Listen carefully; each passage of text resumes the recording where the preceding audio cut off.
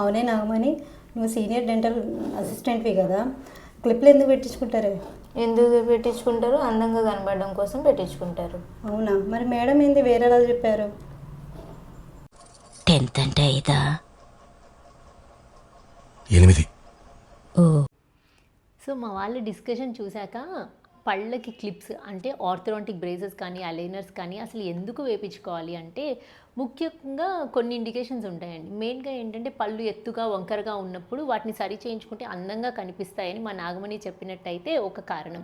అంటే పళ్ళు ఎత్తుగా వంకరగా ఉన్నప్పుడు ఏమవుతుంది, పిల్లల్లో అయినా పెద్దవాళ్ళల్లో అయినా కొంచెం కాన్ఫిడెన్స్ తగ్గి నలుగురిలోకి వెళ్ళినప్పుడు పళ్ళు బాగాలేవేమో అన్న ఫీలింగ్ ఉంటుంది. కాబట్టి వాళ్ళ కాన్ఫిడెన్స్ బూస్ట్ చేసుకోవడానికి ఈ క్లిప్ ట్రీట్మెంట్ చాలా ఇంపార్టెంట్ అని చెప్తుంటాము.